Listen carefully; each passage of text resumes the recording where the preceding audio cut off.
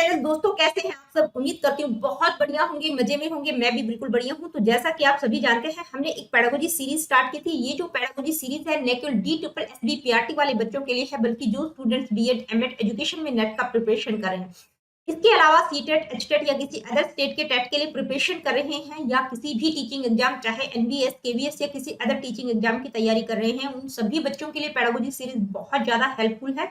और आप सभी जानते हैं हमने कम्युनिकेशन का टॉपिक स्टार्ट किया था, और पिछली वीडियो में हमने कम्युनिकेशन के मॉडल्स को बिल्कुल डिटेल में डिस्कस किया था।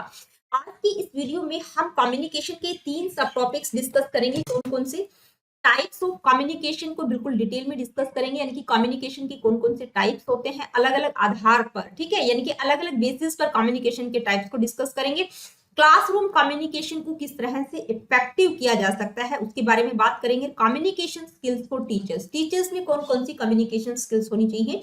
तो ये 3 सब टॉपिक्स रहेंगे आज की इस वीडियो में, तीनों को ही बिल्कुल डिटेल में डिस्कस करेंगे। तो चलिए जी स्टार्ट करते हैं आज की इस वीडियो को।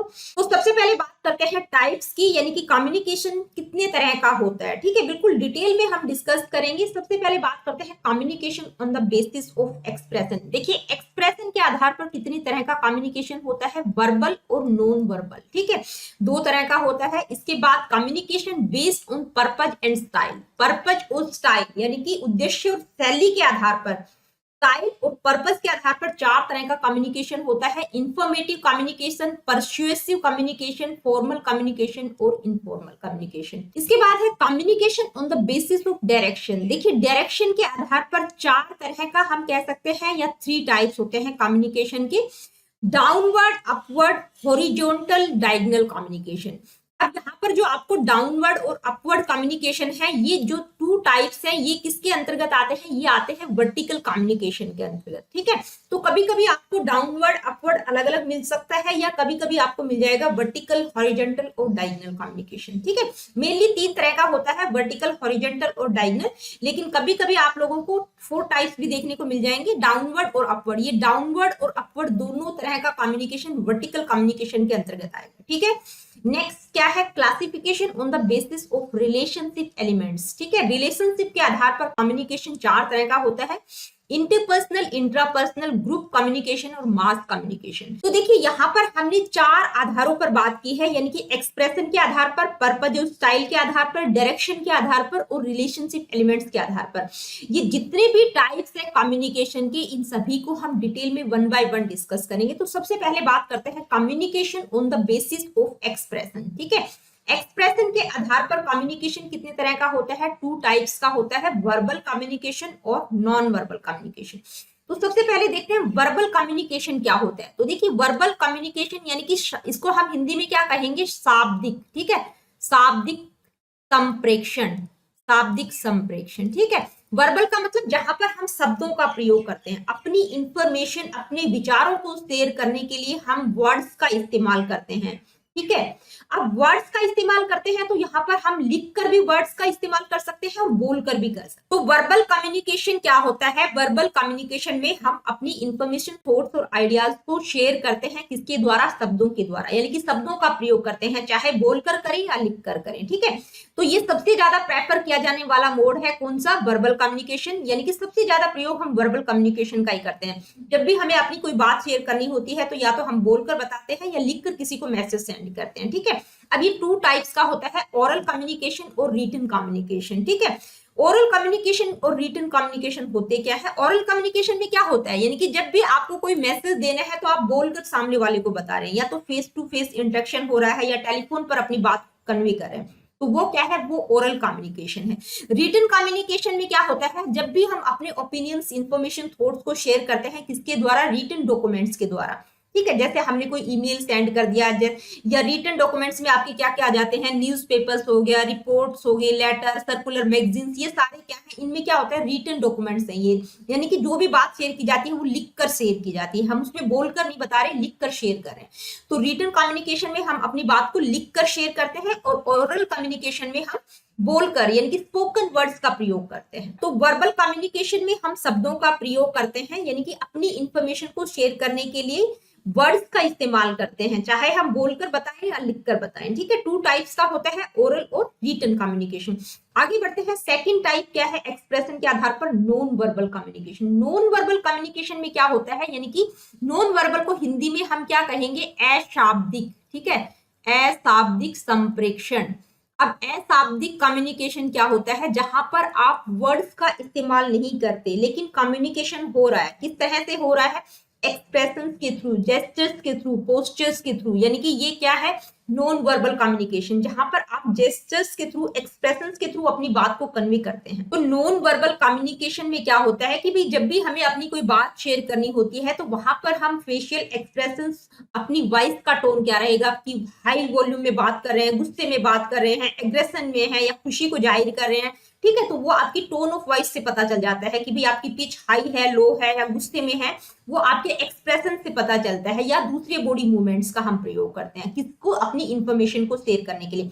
जैसे हमने किसी को अप्रूवल देना है तो हम सीधा थम्स अप दे देते हैं। ठीक है, कुछ भी नहीं बोला हमने, सिर्फ ऐसे किया, तो ये क्या है, ये अप्रूवल हमने किसी को दे दिया। तो ये भी क्या है, पता चल रहा है सामने वाले को कि हाँ हमें अप्रूवल मिल गया है। ठीक है, इसी तरह आप लोग व्हाट्सएप पर जब भी कुछ करते हो, कुछ अच्छा लगता है तो स्माइलीज का हम प्रयोग करते हैं, तो वो नॉन वर्बल कम्युनिकेशन है। ठीक है, हमने कुछ नहीं लिखा लेकिन स्माइली भेज दी, तो उससे सामने वाले को पता चल जाता है, जिस भी तरह के स्माइलीज का प्रयोग करें। अब नॉन वर्बल कम्युनिकेशन की भी अलग अलग टाइप्स होते हैं, तो यहाँ पर मैंने पूरी की पूरी टेबल में इंक्लूड कर दिया है, जैसे facial expression, kinesics, body language, eye contact, proxemics, para language, appearance, silence, haptics, chronemics, artifacts. ये क्या है, ये सारे के सारे नॉन वर्बल के टाइप्स हैं, इनमें से कोई ना कोई आप लोगों से पूछ लिया जाता है। ठीक है, किसी भी तरह से पूछ लिया जा सकता है, कि जैसे हम फेशियल एक्सप्रेशन की बात करें, ठीक है, तो आपको पता होना चाहिए कि भाई जो हमारे इमोशंस हैं वो हमारे फेस से झलकते हैं। अगर मैं बहुत खुश हूं तो बिल्कुल चेहरे से ही पता चल जाएगा कि आज मैं बहुत खुश हूं, या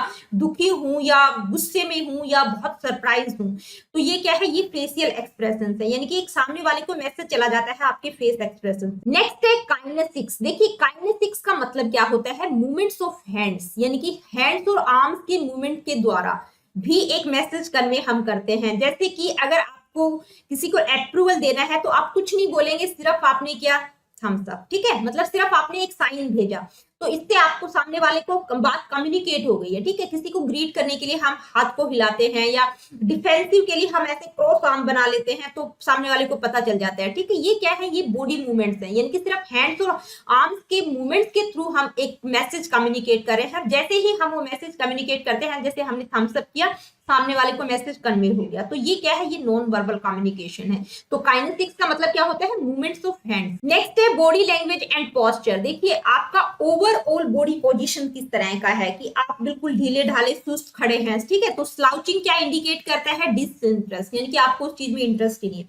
बिल्कुल स्टैंड मतलब बिल्कुल स्ट्रेट खड़े हैं और एकदम कॉन्फिडेंस के साथ आप खड़े हैं, तो आपकी पोजीशन से पता चल जाता है कि हाँ बंदे में कॉन्फिडेंस है। ठीक है, अगर आप बहुत ध्यान से किसी चीज को सुन रहे हैं तो वहां से आपको पता चल जाएगा कि हाँ उनको लर्निंग में इंटरेस्ट है, उस चीज में वो ध्यान दे रहे हैं। ठीक है, तो ये क्या है, आपका बॉडी लैंग्वेज और पोस्चर के द्वारा एक मैसेज कन्वे हो रहा है। आई कांटेक्ट की अगर हम बात करें तो क्या होता है, लेवल ऑफ एंगेजमेंट और अटेंशन, यानी कि आप कितना ध्यान दे रहे हैं, आपके सीधे आई कांटेक्ट से पता चल जाता है।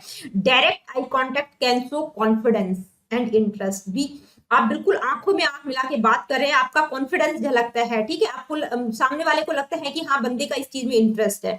अवॉइडिंग आई कांटेक्ट, आप आंख चुराने की कोशिश कर रहे हैं, इधर उधर देख रहे हैं, आपका इंटरेस्ट नहीं है, या आप कहीं गलत होते हैं, हम लोग तब भी क्या करते हैं, आंख चुराने की कोशिश करते हैं, बचने की कोशिश करते हैं।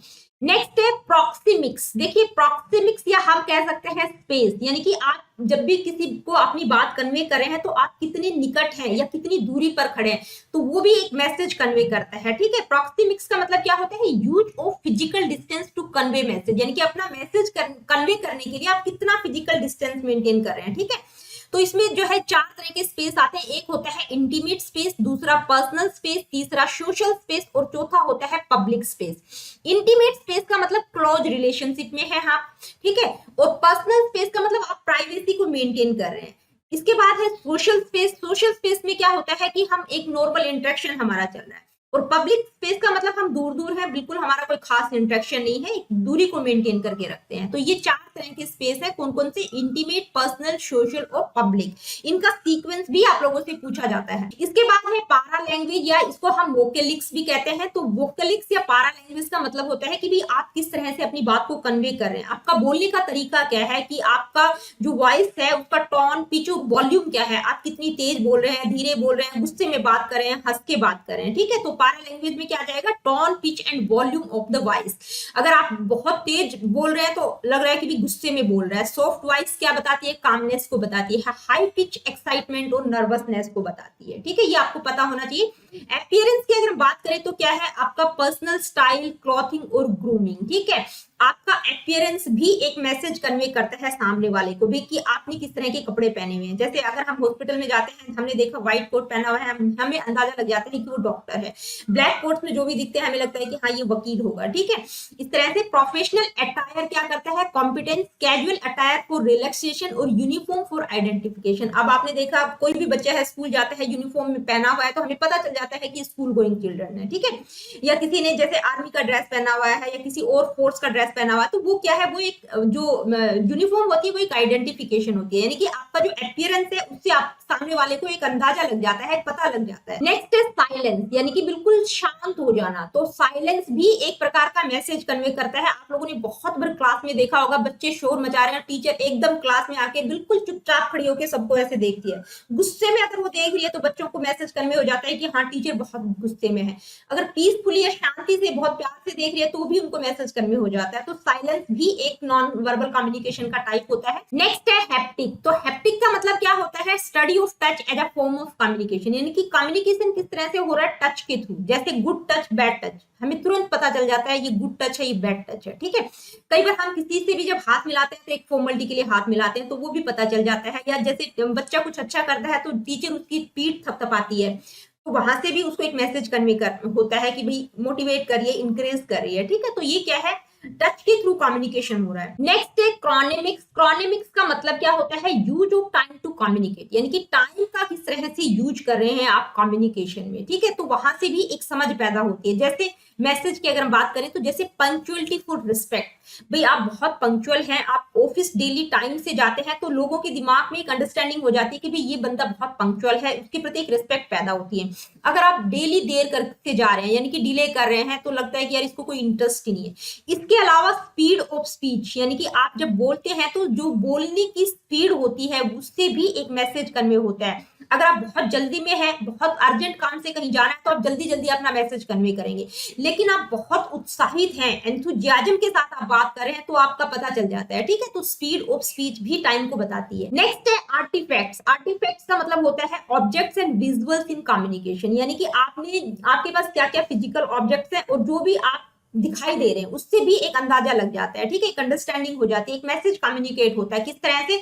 जैसे use of objects like jewellery to show status. ठीक है, आपने बहुत सारी ज्वेलरी पहन रखी है तो आपके स्टेटस को दिखाता है वो। ठीक है, decoration to show personal taste, कि आपने अपने घर को बहुत सुंदर डेकोरेट करा है तो उससे आपका एक पर्सनल टेस्ट पता चलता है कि भाई किस तरह से ये रहता है। अवार्ड्स टू डिस्प्ले अचीवमेंट्स, आपके पास बहुत तरह के अवार्ड्स हैं, वो आपके अचीवमेंट को डिस्प्ले करते हैं, तो सामने वाले को अंदाजा लग जाता है कि भाई ये बंदा कैसा है, इसके पास कैसी गाड़ियां हैं, कैसे कपड़े पहन रखे हैं, कितनी ज्वेलरी है, किस तरह से उसका घर डेकोरेटेड है। ठीक है, कितने अवार्ड्स हैं। तो ये क्या है? ये फिजिकल ऑब्जेक्ट्स हैं। फिजिकल ऑब्जेक्ट्स के द्वारा भी सामने वाले को एक मैसेज कन्वे हो जाता है, एक अंडरस्टैंडिंग लग जाती है। तो ये नॉन वर्बल कम्युनिकेशन के टाइप्स को हमने बिल्कुल डिटेल में देखा। तो सबसे पहला टाइप क्या था? Communication on the basis of expression, यानी कि एक्सप्रेशन के आधार पर दो तरह का कम्युनिकेशन होता है, वर्बल और नॉन वर्बल। बिल्कुल डिटेल में हमने क्या। अब जो सेकंड आधार है, सेकंड बेस्ड कौन सा है? Classification based on purpose and style. Purpose और स्टाइल के आधार पर कितनी तरह का कम्युनिकेशन होता है उसको हम डिटेल में करेंगे। तो 4 तरह की कम्युनिकेशन की मैंने बात की थी, कौन कौन से अभी मैं आप लोगों को बता देती हूँ। पहला होता है इंफॉर्मेटिव कम्युनिकेशन। इंफॉर्मेटिव कम्युनिकेशन का मतलब देखिए पर्पज और स्टाइल, यानी कि क्या पर्पज है या किस तरह की शैली है। ठीक है, पर्पज और शैली के आधार पर, उद्देश्य और शैली के आधार पर 4 तरह का कम्युनिकेशन होता है। पहला है इंफॉर्मेटिव कम्युनिकेशन। अब इंफॉर्मेटिव कम्युनिकेशन का मतलब होता है कि भाई जहां पर आप कोई इंफॉर्मेशन कन्वे कर रहे हो, ठीक है, यानी कि एम्स, क्या एम होता है इंफॉर्मेटिव कम्युनिकेशन का? Aims to provide factual information, explanation और अपडेट्स ऑन अ टॉपिक, यानी कि किसी भी तरह की इंफॉर्मेशन प्रोवाइड करने के लिए जब हम कम्युनिकेशन करते हैं, ठीक है। नेक्स्ट है परसुएसिव कम्युनिकेशन। तो देखिए यहाँ पर इमेज से भी आपको पता लग रहा होगा, परसुएसिव कम्युनिकेशन का मतलब क्या होता है? सीक्स टू इन्फ्लुएंस और convince others to adopt particular viewpoint, take specific actions और मेक डिसीजंस, यानी कि कोई एक पर्टिकुलर व्यक्ति आपको किसी एक पर्टिकुलर काम को करने के लिए कन्विंस कर रहा है, वो आपको बता रहा है कि भाई ये वाला काम आप कीजिए, ये वाला काम ही आपके लिए बिल्कुल सही है, यानी कि कोई एक पर्टिकुलर डिसीजन लेने के लिए कन्विंस कर रहा है, ठीक है। नेक्स्ट क्या है? Formal communication. यहाँ पर आप देख सकते हैं फॉर्मल कम्युनिकेशन का मतलब क्या होता है? जो स्ट्रक्चर्ड सेटिंग में होता है, जैसे ऑफिस वगैरह में आप बात करते हो, आप बॉस से बात कर रहे हो, ठीक है, तो बिल्कुल फॉर्मल तरीके से आप बात करेंगे, यानी कि नॉन फॉर्मल कम्युनिकेशन का प्रयोग हम वहां पर नहीं करते कि कोई भी हंसी मजाक कर लिया, बिल्कुल स्ट्रक्चर्ड सेटिंग में होता है फॉर्मल कम्युनिकेशन। इसके बाद है इनफॉर्मल कम्युनिकेशन, यानी कि हम जैसे मार्केट में गए, कोई हमारी फ्रेंड मिल गई, हम बात करने लगे, वो क्या है? वो इनफॉर्मल कम्युनिकेशन है, यानी कि बिल्कुल रिलैक्स इन्वायरमेंट में जब भी हम कोई बात कर रहे हैं, दो फ्रेंड मिल गई या हस्बैंड वाइफ आपस में बात कर रहे हैं, कोई भी मतलब दो व्यक्ति जो रिलैक्स रहकर या रिलैक्स इन्वायरमेंट में बात कर रहे हैं, जैसे एवरीडे की जो लैंग्वेज एक्सप्रेशन के थ्रू हंसी मजाक करना, ठीक है, जो भी बात करना, वो क्या है? Informal communication. अब इनफॉर्मल कम्युनिकेशन को ग्रेप वाइन कम्युनिकेशन भी कहा जाता है। ग्रेप वाइन कम्युनिकेशन का मतलब होता है जैसे जो बहुत झूठी अफवाहें वगैरह होती हैं, गॉसिप्स होते हैं, उनको हम कहते हैं ग्रेप वाइन कम्युनिकेशन। जैसे कोई भी सोशल नेटवर्किंग के थ्रू कोई मैसेज हवा में उड़ता उड़ता आ गया, वो बहुत दूर तक फैल गया, ठीक है, तो वो क्या है? Grapevine communication. कोई भी गॉसिप, कोई भी गलत इंफॉर्मेशन फैल जाना, वो है ग्रेप वाइन कम्युनिकेशन। तो पर्पज और स्टाइल के आधार पर कितने तरह का कम्युनिकेशन होता है? 4 तरह का कम्युनिकेशन होता है, इन्फॉर्मेटिव, पर्सुएसिव, फॉर्मल और इनफॉर्मल कम्युनिकेशन। अब हम बात करेंगे डायरेक्शन के आधार पर कितने तरह का कम्युनिकेशन होता है। तो देखिए डायरेक्शन के आधार पर मैंने आप लोगों को 4 टाइप्स बताए थे, या हम कह सकते हैं 3 टाइप्स होते हैं। कैसे हैं यहाँ पर मैं आप लोगों को बता देती हूँ। एक है डाउनवर्ड कम्युनिकेशन। डाउनवर्ड कम्युनिकेशन का मतलब है information flows from higher levels of the organisation hierarchy to lower levels, यानी कि जो टॉप लेवल से नीचे वाले लोगों की तरफ इंफॉर्मेशन आ रही है, उसको हम कहेंगे डाउनवर्ड, यानी कि जो इंफॉर्मेशन का फ्लो है वो ऊपर से नीचे वाले लोगों तक आ रहा है, यानी कि जो टॉप लेवल पर है, जो कोई भी मैनेजर है किसी कंपनी का, उसने नीचे वाले लोगों को, मिड वाले लोगों को इंफॉर्मेशन दी, मिड वाले लोगों से जो बिल्कुल वर्क एम्प्लॉयज होते हैं, वर्कर होते हैं, उन तक इंफॉर्मेशन का पहुंचना, यानी कि टॉप टू लो लेवल तक जो इंफॉर्मेशन आ रही है, ठीक है। जो हायर अथॉरिटी है उससे नीचे वाले लोगों तक जो भी इंफॉर्मेशन आती है उसको हम कहेंगे डाउनवर्ड कम्युनिकेशन। और अपवर्ड कम्युनिकेशन क्या होता है? यानी कि जो नीचे वाले लोग हैं वहां से इंफॉर्मेशन टॉप लेवल तक पहुंचना, ठीक है, यानी कि कंपनी के जो वर्कर्स हैं उनके थ्रू कोई भी मैसेज जब ऊपर हायर लेवल तक जाता है तो हम उसको कहेंगे अपवर्ड कम्युनिकेशन। यानी कि जैसे इसमें क्या हो सकता है, कोई भी जैसे किसी वर्कर की कोई शिकायत है, कुछ रिपोर्ट करना चाहता है, या वो कुछ फीडबैक देना चाहता है, सजेशन देना चाहता है, या कोई रिक्वेस्ट करना चाहता है मैनेजर से, तो कंपनी के एम्प्लॉयज जो होते हैं वो उसके ऊपर वाले जो होते हैं उन तक मैसेज पहुंचाता है, उसके ऊपर वाले जो लोग होते हैं वो कंपनी के मैनेजर तक मैसेज पहुंचाते हैं। ये क्या है? ये अपवर्ड कम्युनिकेशन है। अब यहाँ पर मैं आप लोगों को बता दूं कि ये अपवर्ड और डाउनवर्ड, ठीक है, ये क्या है? डाउनवर्ड, और ये क्या है? अपवर्ड। तो ये दोनों तरह के कम्युनिकेशन किसके अंतर्गत आते हैं? वर्टिकल कम्युनिकेशन में, ठीक है। तो जो डायरेक्शन के आधार पर 3 तरह का कम्युनिकेशन हम कह सकते हैं, या इनको हम अलग अलग भी डिवाइड कर सकते हैं, डाउनवर्ड और अपवर्ड कम्युनिकेशन को। लेकिन ये डाउनवर्ड और अपवर्ड कम्युनिकेशन किसके अंतर्गत आते हैं? वर्टिकल कम्युनिकेशन के अंतर्गत आते हैं। तो वर्टिकल, हॉरिजॉन्टल और डायगोनल, ये 3 मुख्य टाइप होते हैं डायरेक्शन के आधार पर, ठीक है। ये वर्टिकल कम्युनिकेशन के जो 2 टाइप्स है इनको मैंने बिल्कुल अलग अलग यहाँ पर आप लोगों को बता दिया है। आगे बढ़ते हैं। जो नेक्स्ट टाइप है डायरेक्शन के आधार पर वो क्या है? हॉरिजॉन्टल, या इसको हम कहेंगे लैटरल कम्युनिकेशन। अब हॉरिजॉन्टल कम्युनिकेशन क्या होता है? यानी कि बिल्कुल एक सीधी लाइन में कम्युनिकेशन हो रहा है, सेम लेवल पर कम्युनिकेशन हो रहा है, यानी कि इंफॉर्मेशन फ्लोज बिटवीन पीयर्स और colleagues at the same level within an organisation. For example coordination among team members, inter departmental meetings. देखिए हॉरिजॉन्टल का मतलब जो लेवल है वो सेम है लेकिन डिपार्टमेंट डिफरेंट हो सकते हैं। जैसे यहाँ पर आप इमेज से देख सकते हैं, यहाँ पर ये क्या है, ये हॉरिजॉन्टल कम्युनिकेशन है, ठीक है। लेवल क्या है, बिल्कुल सेम है, यानी कि तीनों ही मैनेजर है, ये मार्केटिंग मैनेजर है, ये फाइनेंस मैनेजर है, ये पर्सनल मैनेजर है। अलग अलग जो इंटर डिपार्टमेंट्स है उनके मैनेजर्स की आपस में मीटिंग, यानी कि डिपार्टमेंट डिफरेंट हो सकते हैं लेकिन लेवल सेम है। नेक्स्ट है डायगोनल कम्युनिकेशन। देखिए डायगोनल कम्युनिकेशन में क्या होता है, information cross between individuals at different levels and departments, यानी कि लेवल भी डिफरेंट है और डिपार्टमेंट भी डिफरेंट है, that are not in a direct line of authority, ठीक है। एक एग्जांपल से समझते हैं, जैसे a staff member from the finance department, ये फाइनेंस डिपार्टमेंट है, ये दूसरा क्या है, मार्केटिंग डिपार्टमेंट है, ये क्या है, ये मार्केटिंग डिपार्टमेंट है, ये फाइनेंस डिपार्टमेंट है। तो क्या हो रहा है यहाँ पर, यानी कि ये जो फाइनेंस डिपार्टमेंट है इसका कोई भी स्टाफ मेंबर किससे डायरेक्टली कम्युनिकेट कर रहा है, मार्केटिंग डिपार्टमेंट के मैनेजर से डायरेक्टली कम्युनिकेट कर रहा है। तो ये इसको हम क्या कहेंगे, डायगोनल कम्युनिकेशन, ठीक है। यानी कि डिपार्टमेंट भी डिफरेंट है और लेवल भी डिफरेंट है। यहाँ पर आप इमेज में भी देख सकते हैं, जैसे यहाँ पर ये क्या है, ये मार्केटिंग मैनेजर है, ये ट्रेनिंग सुपरवाइजर है, ठीक है। तो मार्केटिंग मैनेजर किससे कम्युनिकेट कर रहा है, अगर ट्रेनिंग सुपरवाइजर से कनेक्ट कर रहा है किसी भी ट्रेनिंग से रिलेटेड बात करने के लिए, तो वो क्या है, वो डायगोनल कम्युनिकेशन है, ठीक है। तो डायरेक्शन के आधार पर मुख्य रूप से तीन तरह का कम्युनिकेशन होता है, वर्टिकल, हॉरिजॉन्टल और डायगोनल, ठीक है। डाउनवर्ड और अपवर्ड कम्युनिकेशन वर्टिकल कम्युनिकेशन के अंतर्गत ही आते हैं। तो वर्टिकल कम्युनिकेशन की जब हम बात करते हैं तो वर्टिकल कम्युनिकेशन में क्या होता है कि भाई क्या है, कि जो डिपार्टमेंट है, यानी कि एक ही डिपार्टमेंट के लोग हैं, ठीक है। डिपार्टमेंट क्या है, सेम डिपार्टमेंट है, ठीक है, डिपार्टमेंट सेम है, और जो लेवल है वो क्या है, लेवल डिफरेंट है, ठीक है, लेवल क्या है, डिफरेंट। लेकिन जब हॉरिजॉन्टल की हम बात करते हैं, हॉरिजॉन्टल कम्युनिकेशन में क्या होता है कि जो लेवल है वो क्या है, सेम है, लेवल क्या है, सेम है, लेकिन डिपार्टमेंट क्या है, डिफरेंट है। डिपार्टमेंट कोई भी हो सकता है। लेकिन जब हम डायगोनल की बात करते हैं तो डायगोनल कम्युनिकेशन में क्या होता है कि भाई जो लेवल है वो भी डिफरेंट है और डिपार्टमेंट भी डिफरेंट है, ठीक है, डिपार्टमेंट भी क्या है, डिफरेंट। आगे बढ़ते हैं, अब हम नेक्स्ट टाइप देखेंगे, classification on the basis of relationship elements. तो रिलेशनशिप एलिमेंट्स के आधार पर चार तरह का कम्युनिकेशन होता है, इंटरपर्सनल, इंट्रापर्सनल, ग्रुप कम्युनिकेशन और मास कम्युनिकेशन।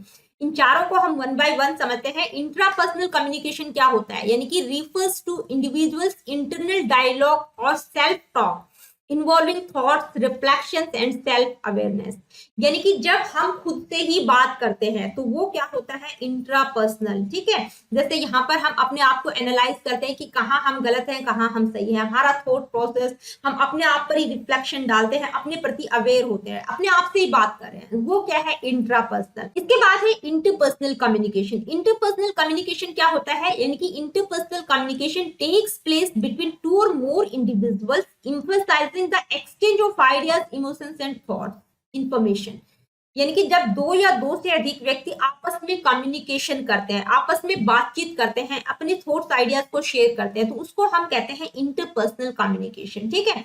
इसके बाद है ग्रुप कम्युनिकेशन। ग्रुप कम्युनिकेशन का मतलब क्या होता है, यानी कि जिसमें चार या पांच व्यक्ति, यानी कि टीम मेंबर, ग्रुप के लोग आपस में कम्युनिकेशन करते हैं। तो ग्रुप कम्युनिकेशन का प्रयोग ज्यादातर कहाँ किया जाता है, जैसे चार पांच लोगों को मिलकर कोई एक पर्टिकुलर डिसीजन लेना है या किसी एक प्रॉब्लम को सोल्व करना है, ठीक है, तो वहां पर क्या होता है, वहां पर ग्रुप कम्युनिकेशन। इसके बाद है मास कम्युनिकेशन। मास कम्युनिकेशन में आप लोगों को बिल्कुल डिटेल में करवा चुकी हूँ। क्या होता है मास कम्युनिकेशन में, जो लार्ज ऑडियंस होती है, यानी कि हम अपना मैसेज किसी मतलब एक मास मीडिया के थ्रू कम्युनिकेट करते हैं, जैसे हम इंटरनेट के थ्रू, न्यूज़पेपर के थ्रू, टेलीविजन के थ्रू या ऑनलाइन प्लेटफॉर्म्स का प्रयोग करते हैं अपनी मैसेज को कन्वे करने के लिए। लार्ज ऑडियंस तक जब हमें अपना मैसेज कन्वे करना होता है तो वो क्या होता है, मास कम्युनिकेशन। मास कम्युनिकेशन में एक ह्यूज, एक लार्ज ऑडियंस को अपना मैसेज कन्वे किया जाता है, तो उसके लिए कौन से प्लेटफॉर्म्स का प्रयोग करते हैं, या तो टीवी के थ्रू, ठीक है, या इंटरनेट का प्रयोग करते हैं, या रेडियो के थ्रू, या न्यूज़पेपर के थ्रू कोई भी मैसेज कन्वे करना, that is called mass communication. तो अभी तक हमने देखा कम्युनिकेशन के कौन कौन से टाइप्स होते हैं। चार आधारों पर हमने कम्युनिकेशन को डिस्कस किया है, mode of expression, purpose and style, direction के आधार पर और रिलेशनशिप एलिमेंट्स के आधार पर। बिल्कुल डिटेल में कम्युनिकेशन के टाइप्स को हमने यहाँ डिस्कस किया। आगे बढ़ जाते हैं। अब जो दूसरा सब टॉपिक था वो था क्लासरूम कम्युनिकेशन। देखिए टॉपिक क्या है कि भाई क्लासरूम कम्युनिकेशन को, क्लासरूम कम्युनिकेशन क्या होता है कि क्लास में टीचर बच्चों के साथ किस तरह से कम्युनिकेट कर रही है। तो क्लासरूम कम्युनिकेशन को इफेक्टिवली मैनेज किस तरह से किया जा सकता है, तो क्या क्या पॉइंट्स हो सकते हैं, किन चीजों का ध्यान रखना चाहिए। फर्स्ट है establish clear communication norms and expectations, यानी कि टीचर को क्या करना चाहिए, teacher should set guidelines for classroom communication, यानी कि टीचर को क्लासरूम कम्युनिकेशन के लिए गाइडलाइंस सेट कर देने चाहिए कि भी आपको किस तरह का व्यवहार करना है, किस तरह से आपको क्लास में रहना है। ठीक है, नेक्स्ट पॉइंट क्या है, use a variety of teaching methods. देखिए क्लासरूम कम्युनिकेशन को इफेक्टिवली मैनेज करने के लिए बहुत इंपॉर्टेंट पॉइंट है कि टीचर के द्वारा अलग अलग माध्यमों का प्रयोग किया जाना चाहिए, अलग अलग मेथड्स के द्वारा टीच करना चाहिए। ये नहीं कि डेली आई क्लास में बच्चों से रीड करवा दिया, कुछ क्वेश्चन सुन लिए या ब्लैक बोर्ड पर कुछ क्वेश्चन लिख दिए, ये नहीं होना चाहिए। ठीक है, अलग अलग लर्निंग स्टाइल्स, अलग अलग मेथड्स के द्वारा बच्चों को टीच करना चाहिए ताकि बच्चों को इंगेज रखा जा सके और उनकी समझ में भी वो चीजें आए। ठीक है, हंसी मजाक करते हुए, कभी कोई दूसरी वीडियोस के थ्रू, या कोई मतलब इंटरेक्टिव क्लासरूम कम्युनिकेशन होना चाहिए। ये नहीं कि बस टीचर ने कुछ बोला और बच्चों ने सुन लिया, जो बच्चे हैं वो सिर्फ पैसिव लर्नर नहीं होने चाहिए। तो अलग अलग माध्यमों का जब टीचर प्रयोग करेगी तो बच्चे क्या करते हैं, इंगेज होते हैं और उस चीज को अच्छे तरीके से वो समझ पाते हैं। नेक्स्ट है increase student participation and feedback, यानी कि जो स्टूडेंट्स है उनको हर चीज में पार्टिसिपेट करने के लिए एक टीचर को इंक्रेज करना चाहिए और फीडबैक के लिए भी इंक्रेज करना चाहिए। कई बार क्या होता है, टीचर बहुत ज्यादा टाइट होती है, बहुत रूड होती है, तो बच्चे क्या है फीडबैक नहीं दे पाते। ठीक है, तो टीचर का बिहेवियर भी अच्छा होना चाहिए। Promote active students involvement in discussion, यानी कि कोई भी डिस्कशन चल रहा है, कुछ टीचर क्वेश्चन पूछ रही है या पीर इंटरेक्शन चल रहा है, तो क्लासरूम को डायनेमिक बनाने के लिए यानी कि इस तरह का इन्वायरमेंट क्रिएट करना चाहिए ताकि बच्चे ज्यादा से ज्यादा पार्टिसिपेट करें और जो भी उनके मन में है वो क्वेश्चन पूछने में हेजिटेशन ना करें, अपना फीडबैक भी वो प्रोवाइड करें टीचर को। Address disruption and conflicts promptly and constructively. भाई क्लास में क्या होता है, जो बड़े बच्चे होते हैं उनका आपस में झगड़ा भी हो जाता है, कुछ कॉन्फ्लिक्ट्स अराइज हो जाते हैं बच्चों के बीच में, तो टीचर को एक पॉजिटिव लर्निंग एटमोस्फेयर रखते हुए, मेंटेन करते हुए उनका कॉन्फ्लिक्ट जो भी हुआ है उसको रिजोल्व वो अच्छे तरीके से कर सके। तो टीचर के अंदर क्या होना चाहिए, कॉन्फ्लिक्ट रिजोल्यूशन स्किल्स भी होनी चाहिए ताकि बच्चों को बिल्कुल अच्छे से उनका जो भी कॉन्फ्लिक्ट हुआ है उनको वो दूर कर सके और उनमें एक अच्छा मतलब बेहतर अंडरस्टैंडिंग डेवलप कर। तो ये कुछ मेन पॉइंट्स है जिनके द्वारा क्लासरूम कम्युनिकेशन को इफेक्टिव बनाया जा सकता है। अब हम बात करेंगे क्लासरूम कम्युनिकेशन कितने तरह का होता है। ठीक है, कम्युनिकेशन तो बहुत तरह का होता है, लेकिन क्लासरूम कम्युनिकेशन मुख्य रूप से 3 टाइप का ही होता है, वर्बल, नॉन वर्बल और written. Verbal communication, non verbal और रिटन, इन तीनों को ही हम कर चुके हैं। वर्बल कम्युनिकेशन में क्या होता है कि भाई जो टीचर होती है वो शब्दों का प्रयोग करती है, कोई भी इंफॉर्मेशन शेयर कर रही है, कोई भी चीज एक्सप्लेन कर रही है, कोई भी लेक्चर दे रही है, तो वहां पर क्या हो रहा है, शब्दों के माध्यम से वो अपनी बात को कम्युनिकेट कर रही है। नॉन वर्बल कम्युनिकेशन क्या होता है, यानी कि ये बिल्कुल डिटेल में मैं अभी आप लोगों को नॉन वर्बल कम्युनिकेशन समझा चुकी हूँ, यानी कि इसमें हम शब्दों का प्रयोग न करके अपनी body language, facial expression, gestures, voice का टोन क्या रहेगा, इसके थ्रू हम अपनी बात को कम्युनिकेट करते हैं। हम बोलकर बात नहीं कर रहे, अपने फेस एक्सप्रेशन के थ्रू हम बता रहे हैं बच्चों को कि हम मतलब टीचर के फेस से ही पता चल जाएगा कि भाई वो इस टाइम पर क्या है, गुस्से में है या खुश है या बहुत दुखी है। ठीक है, बॉडी लैंग्वेज से पता चल जाता है। इसके बाद है रिटन कम्युनिकेशन। ठीक है, तो क्लास में ये 3 ही तरह का कम्युनिकेशन होता है, वर्बल, नॉन वर्बल और रिटन। रिटन कम्युनिकेशन में क्या होता है कि जो टीचर है वो अपनी बात को लिखकर, जैसे ब्लैक बोर्ड पर कुछ टीचर लिखकर बता रही है, तो वो रिटन कम्युनिकेशन होता है, यानी कि जिसमें हम अपनी बात को लिखकर कम्युनिकेट करते हैं, बच्चों को लिखकर समझा रहे हैं। तो रिटन कम्युनिकेशन में क्या क्या जाता है, यानी कि जैसे कई बार क्या होता है कि ब्लैक बोर्ड पर कुछ इंस्ट्रक्शंस लिखे होते हैं, या असाइनमेंट हो गया, या हैंडआउट्स हो गया, फीडबैक हो गया, ये क्या है, ये रिटन कम्युनिकेशन है, यानी कि लिखकर कोई भी चीज कन्वे करना, that is called written communication. Classroom communication के बाद अब हम बात करेंगे किसकी, कम्युनिकेशन स्किल्स फॉर टीचर। ये हमारा तीसरा सब टॉपिक था जो कि मैंने हेडिंग में ही आप लोगों को बताया थे कि आज की इस वीडियो में हम टाइप्स, क्लासरूम कम्युनिकेशन और communication skills for teachers, teachers में कौन कौन सी कम्युनिकेशन स्किल्स होनी चाहिए उसके बारे में बात करेंगे। तो ये थर्ड सब टॉपिक है आज का हमारा। तो देखिए कम्युनिकेशन स्किल्स की अगर हम बात करें तो teachers must possess strong communication skills to convey information clearly, engage students and build productive relationship। भाई टीचर में की जो कम्युनिकेशन स्किल्स है वो बहुत अच्छी होनी चाहिए ताकि वो अपनी इंफॉर्मेशन को बेहतर तरीके से कन्वे कर सके, स्टूडेंट्स को इंगेज रख सके और उनके साथ एक अच्छा रिलेशनशिप बिल्डअप कर सके। ठीक है, तो कौन कौन सी कम्युनिकेशन स्किल्स होनी चाहिए, यहाँ पर कुछ मेन पॉइंट्स को यहाँ पर मैंने इंक्लूड किया है। वर्बल कम्युनिकेशन स्किल्स, यानी कि टीचर जो भी बात बोले वो बिल्कुल क्लियर स्पष्ट होनी चाहिए, बच्चों को बेहतर तरीके से वो समझ आ जाए, ठीक है, जो भी वो बात बताना चाह रही है। तो वर्बल कम्युनिकेशन स्किल्स अच्छी होनी चाहिए। नेक्स्ट है एक्टिव लिसनिंग। अब देखिए कोई भी जो कम्युनिकेटर है वो एक अच्छा श्रोता भी होना चाहिए। अगर बच्चे कुछ टीचर को बताना चाह रहे हैं लेकिन टीचर ने बिल्कुल ध्यान से उनकी बात को सुना ही नहीं, तो वो भी गलत हो जाता है, ठीक है। तो यानी कि जो बच्चों का पर्सपेक्टिव है उसको भी वैल्यू देना चाहिए, उनकी बात को भी सुनना चाहिए, एक एक्टिव लिसनर भी होना चाहिए एक टीचर को। Next, non verbal communication. कई बार क्या होता है क्लास में बच्चे सिर्फ बोलने से ही नहीं समझते हैं, नॉन वर्बल कम्युनिकेशन स्किल्स भी टीचर की अच्छी होनी चाहिए, उसका facial expression, body expressions, appearance, बहुत सारी चीजें मैटर करती हैं, ठीक है। कई बार हम बिना बोले भी बहुत कुछ बता देते हैं, तो वो भी एक मैसेज कन्वे होता है, नॉन वर्बल कम्युनिकेशन स्किल्स भी होनी चाहिए। नेक्स्ट है इम्पैथी। इम्पैथी का मतलब है छात्रों के साथ सहानुभूति होनी चाहिए, टीचर स्टूडेंट्स की बात को वेटेज दे, उनकी फीलिंग्स को, उनका जो भी कंसर्न है उसको वो समझे।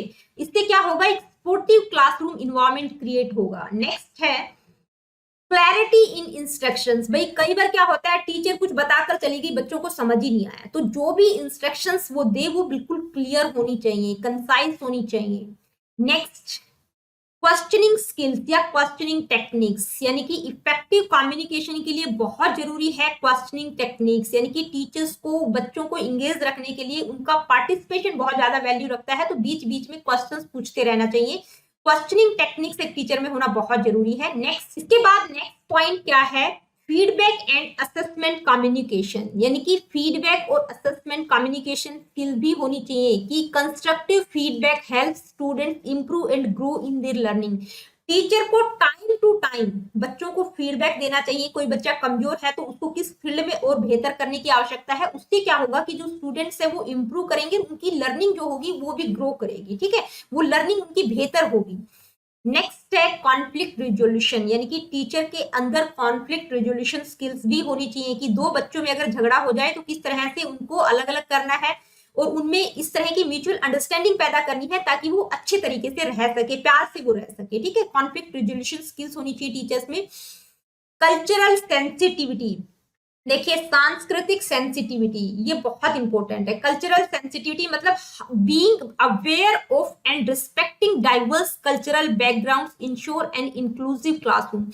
क्लासरूम यानी कि किस तरह का होना चाहिए, इंक्लूसिव होना चाहिए, समावेशित होना चाहिए, किसी भी कल्चर पर बहुत ज्यादा फोकस नहीं करना चाहिए, क्योंकि डाइवर्स कल्चर के बच्चे एक क्लास में पढ़ते हैं, किसी का कोई कल्चरल बैकग्राउंड है, किसी का कोई है। टीचर को क्या करना चाहिए, इंक्लूसिव क्लासरूम इन्वायरमेंट क्रिएट करना चाहिए जहां पर सभी बच्चे मिलजुल कर पढ़े, ठीक है। नेक्स्ट पॉइंट क्या है, टेक्नोलॉजी इंटीग्रेशन, यानी कि डिजिटल युग है आज का, ठीक है, तो क्या है कि टेक्नोलॉजी को इंटीग्रेट किया जाना चाहिए, स्मार्ट बोर्ड्स वगैरह का प्रयोग किया जाना चाहिए, डिजिटल टूल्स के प्रयोग के द्वारा टीचर को बच्चों को पढ़ाना चाहिए, उससे बच्चे क्या होते हैं, इंगेज होते हैं।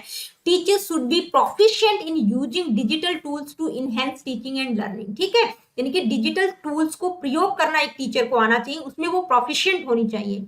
नेक्स्ट पॉइंट क्या है, पेरेंट टीचर कम्युनिकेशन। भाई बच्चे के बारे में कोई भी इंफॉर्मेशन देनी हो, ठीक है, तो किसको देगी, टीचर पेरेंट्स को देगी, तो टीचर और पेरेंट्स का कम्युनिकेशन भी अच्छा होना चाहिए, एक अच्छा बॉन्ड होना चाहिए। ये क्या करता है, एक कोलैबोरेटिव अप्रोच को फोस्टर करता है, ठीक है। नेक्स्ट पॉइंट क्या है, प्रोफेशनल कम्युनिकेशन। प्रोफेशनल कम्युनिकेशन का मतलब है maintaining professionalism in interaction with colleagues and stakeholders is vital for successful teaching careers, यानी कि आपकी जितनी भी साथी टीचर्स है उनके साथ आपको बेहतर रिलेशनशिप बनाकर रहना है, ठीक है। तो ये कुछ कम्युनिकेशन स्किल्स हमने यहाँ पर डिस्कस की, यानी कि एक टीचर के अंदर कौन कौन सी कम्युनिकेशन स्किल्स होनी चाहिए, क्योंकि एक टीचर के अंदर कम्युनिकेशन स्किल्स अगर अच्छी होंगी, स्ट्रॉन्ग कम्युनिकेशन स्किल्स होंगी, तभी वो अपनी इंफॉर्मेशन को अच्छे से कन्वे कर पाएगी, स्टूडेंट्स को इंगेज कर पाएगी और उनके साथ एक बेहतर रिलेशनशिप बिल्डअप कर पाएगी, ठीक है। तो दोस्तों आज की इस वीडियो में हमने कम्युनिकेशन के 3 सब टॉपिक्स को बिल्कुल डिटेल में समझा है। Types of communication, classroom communication को किस तरह से इफेक्टिव किया जा सकता है और टीचर्स के अंदर कौन कौन सी कम्युनिकेशन स्किल्स होनी चाहिए। आई होप कि आज का जो वीडियो है आप लोगों को अच्छे से समझ आया होगा। फिर भी किसी भी टॉपिक में कोई क्वेश्चन, कोई क्वेरीज, कोई डाउट है, कोई फीडबैक आप मुझे देना चाहते हैं तो आप मुझे कमेंट करके बता सकते हैं। आपके सभी कमेंट्स मैं पढ़ती हूँ। मिलते हैं अगली वीडियो में। अगली वीडियो में हम कम्युनिकेशन के बैरियर्स को डिस्कस करेंगे। उसके बाद कुछ क्वेश्चंस हमारे रहेंगे कम्युनिकेशन से रिलेटेड। और जाने से पहले आप लोगों को बताना चाहूंगी कि देखिए, अगर वीडियो सेशंस आप लोगों को पसंद आते हैं तो please like, share and do subscribe the education classes.